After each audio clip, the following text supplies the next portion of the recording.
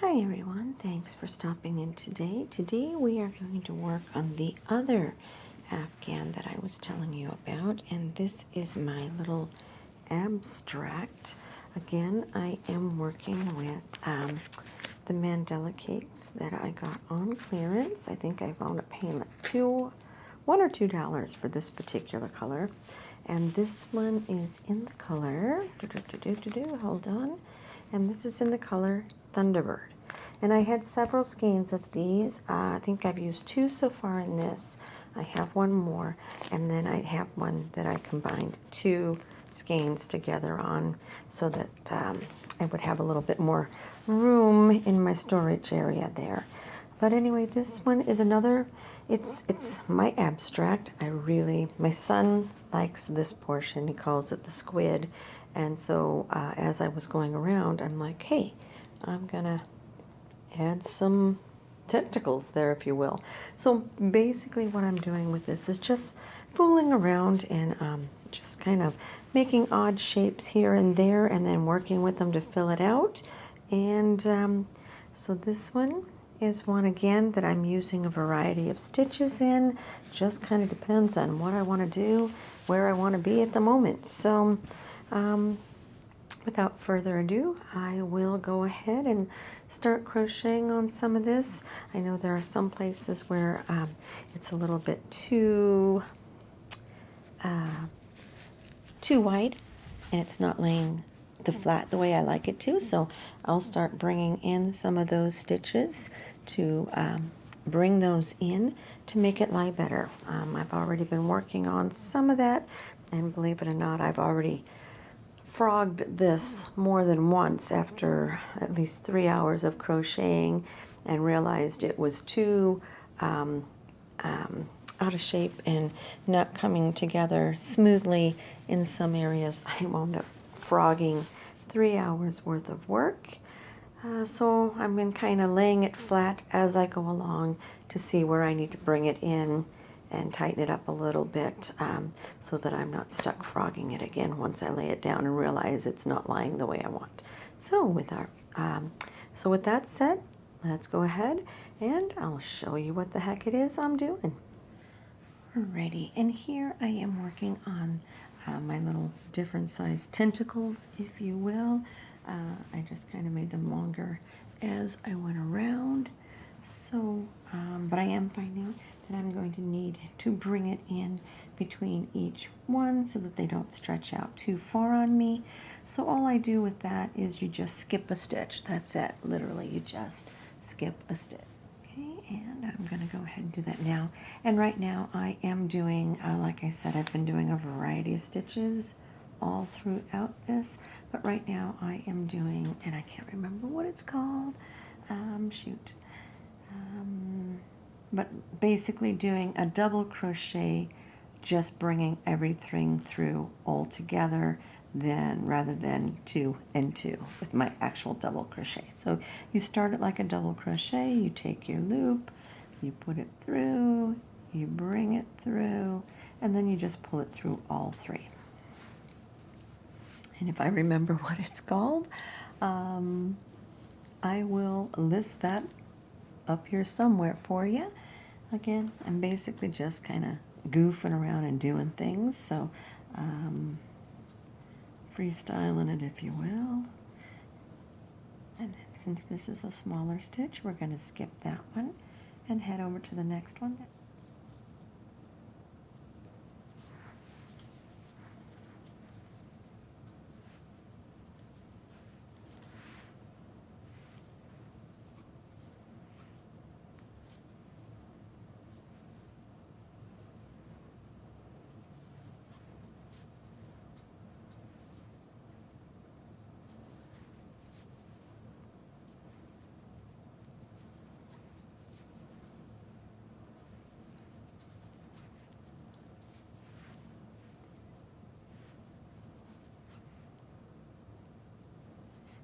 I'll do is when I get to this corner stitch, that is the one I'm going to skip so that we can tighten this up.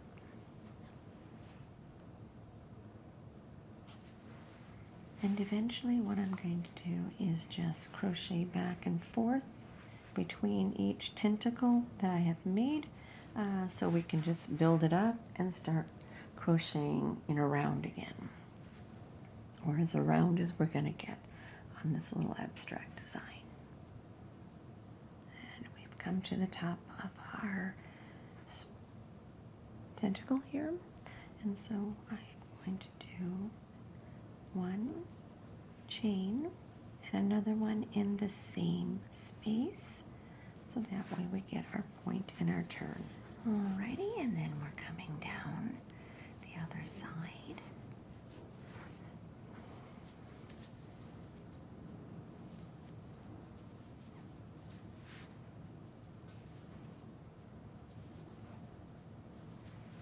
And I'm going to do the same thing when I get down to here.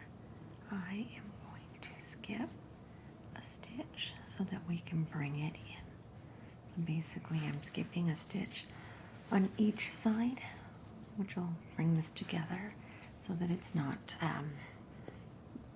laying unflat, because, is that a word? Is that how I do it? Keep everything smooth and flat throughout the afghan and not have major bunches if it's not laying flat and I've got to pull it in a lot. Because I really, really don't want to frog this again.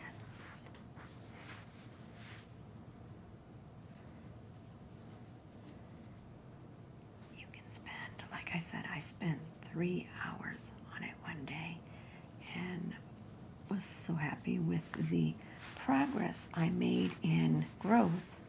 But then when I saw that it wasn't lying nicely, I had to tear 3 hours worth of work out.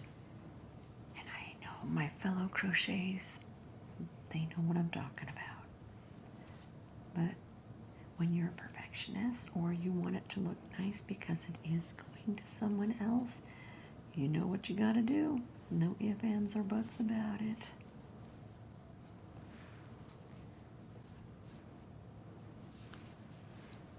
And we are almost done with this cake. So we'll be moving into the next one very soon.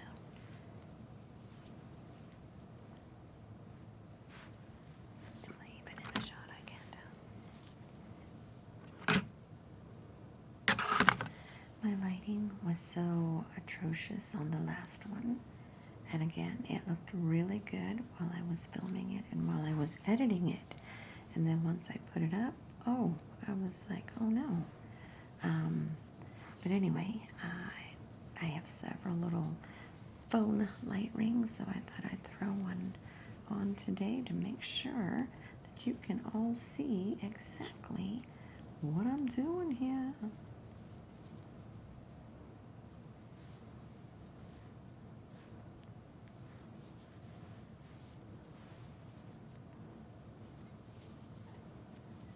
But with the light ring on, I can't tell if I'm in the picture or not, so I occasionally will just double check and make sure.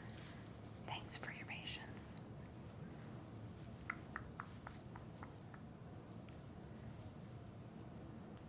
And it is another one here today. That's not going to change till we get to maybe September or October.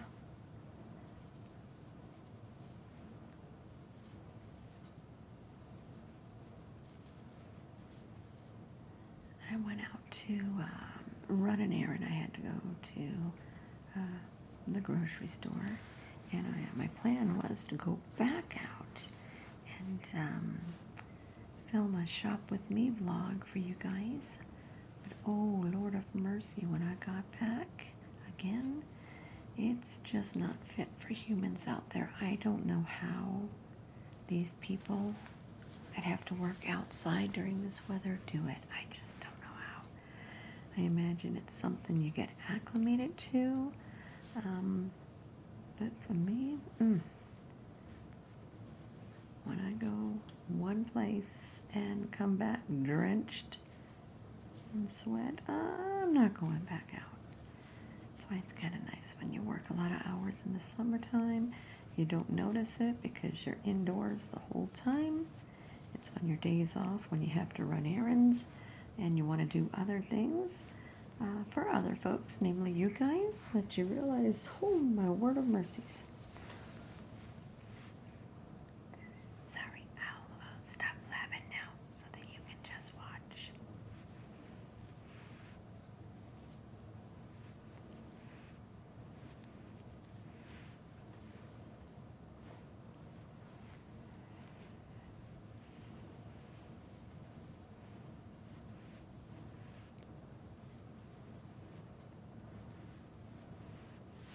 And this particular one, you can see, is starting to roll over.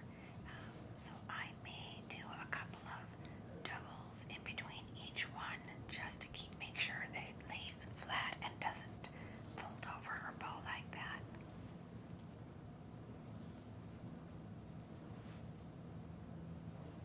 And I think we'll start right here with this one so that we're also in the curve.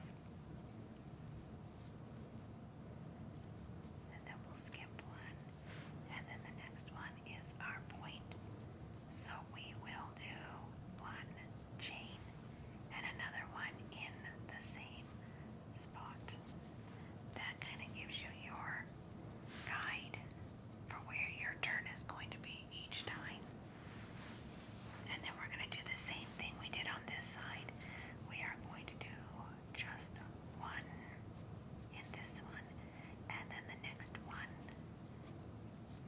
we are going to do two in the same stitch, and then heading downwards we're just going to keep it to one.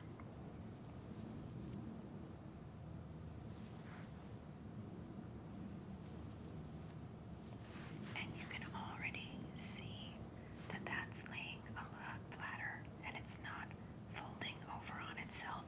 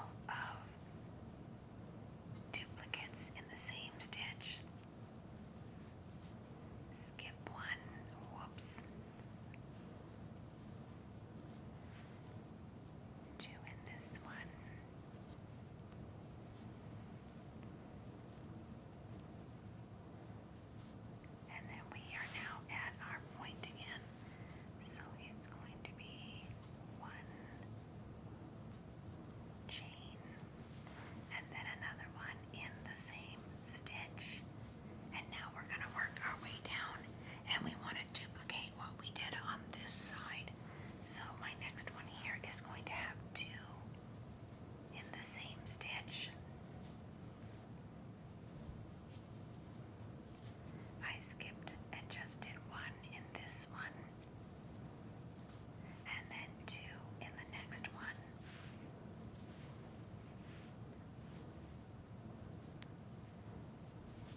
And then now we'll just continue down the way.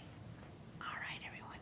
We'll see in a little bit. I'm just going to keep going through all of my tentacles here till we get to the other side where I've already joined these two together, and see what else we need to do to keep it lying flat. See you in a little bit. So we have finished our tentacles, and all of those are spaced nicely and lying flat for us. Okay, and then this was a section that was really wide apart and needed to come together in order to get it to lie flat. So what I did on the other side, I had seamed it. I had joined these two and then brought it together with a seam. And so I'm trying to have one side of the afghan where all of my seams and come togethers are, so that it's on one side only.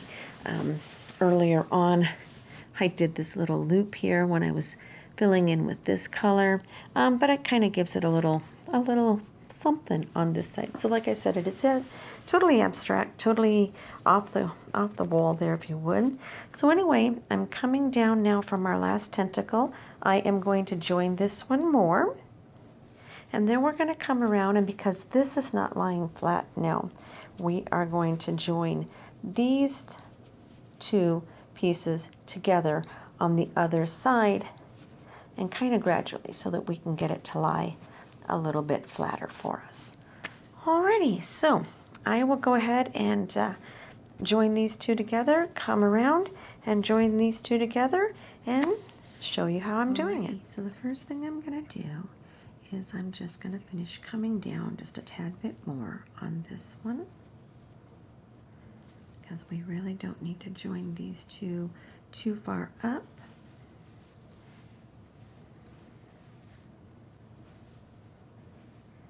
So I can actually come down maybe 4 more stitches here.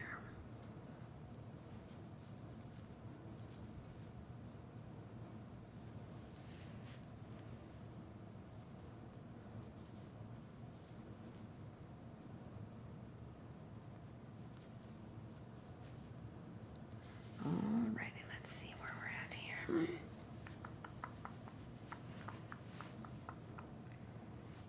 Okay. And I think I'm going to come down around one more. Okay, and then now we are going to join these two together in the next couple of stitches. And what I basically do is a pull through, okay? And we're coming from this direction, so we are going to come down. We are going to go through our next loop. We're going to make sure that these two sides are even together, so that we're going to come down that way. Then we are going to come through on this one, and we see we have 2 stitches, so that's where we're going to maintain. Okay, so now I have these two joined here. I'm just going to pull this through and pull it through. Okay, then we have one more stitch here. We're going to go underneath, we're going to go underneath, and we're going to pull these two together and go through. Okay, so that's what I've done there. You can see I've joined them together a little further up now, and then now I'm just going to do a couple of pull throughs, if you will. That's my technical term for them. I know there is a term. I have a crochet booklet that I finally got after all these years of just doing it that tells me what the stitches are, but after all these years of just kind of doing what I do, I couldn't tell you the name of the stitch. I just do the stitch. I'm pretty bad about knowing technical things. Sometimes I just do it and it works. And I'm seeing one little gap there, so we're going to come back through again, and just bring it together again. And then I'm going to just come through and seal it. Okay, so now we have to get back up so that we can go back around like so. So all I'm going to do there is basically the same thing we did there, but not through every stitch, just through the top stitches that I have. So I'm just going to kind of go through, pull it through, pull it through, go through one more time, and here I may just join another stitch just to get us back up here. There we go. Pull it through, and pull it through again just to seal it. That's my technical terminology, I guess, for what I'm doing. It makes sense to me. I don't know if it makes sense to anybody else, but sometimes when you're seeing someone do something visually, you kind of understand what they're saying. So, alrighty, so now we're just going to travel back around again in this little circle in the same stitch we've been doing to go all the way around. And I already know that, let me just straighten her out for you. Like I said, this side isn't really lying flat for me. I've already joined it a little bit when I came up the first time, so we're just going to join it again a couple more stitches. It is puckering a little bit here, so I may just skip it this time and take in during this area here, just bring it in a little bit along the way so that I'm not having such a pucker here in this corner. Alrighty, and as we're crocheting this little bit of round here, we want to add to it as well. So every now and then I will put 2 stitches in the same so that we can keep this going around as well and not cupping up. We want everything to have a flat surface. Oops.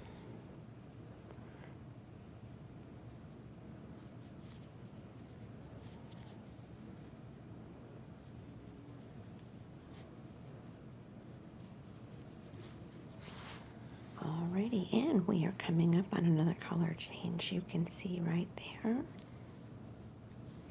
I would have loved for it to happen somewhere down here, but it happens where it happens, and you just go with it.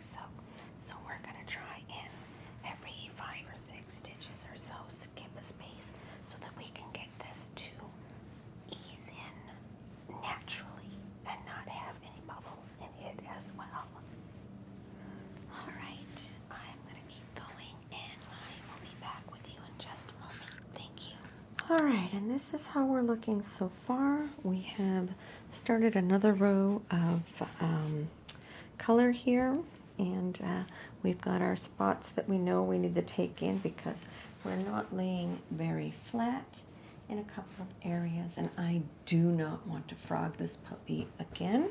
So what I'm doing is I'm laying this out as best I can so that I can see the areas where I'm going to need to decrease my stitches so that we can get this to lie flat. And we are going to decrease our stitches in increments so that we don't bunch up too fast. All right, and we're on this particular row right here. Oh, what do we got there? So I am going to be doing some decreases on this one gradually. I will also be decreasing on the next one gradually, and I will be decreasing on this one gradually.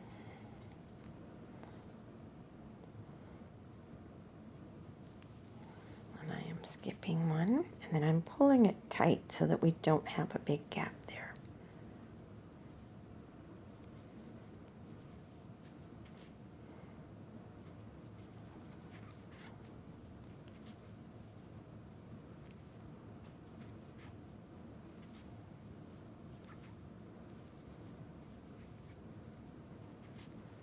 And I am pulling these a little bit tighter so they'll bring it in a little bit more as well.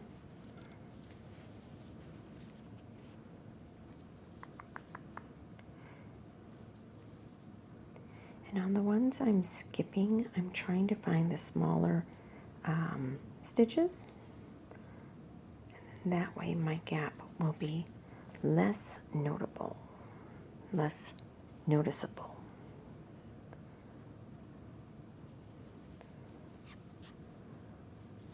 And you don't want to do too many skips in a row because you don't want that area to bunch up on you.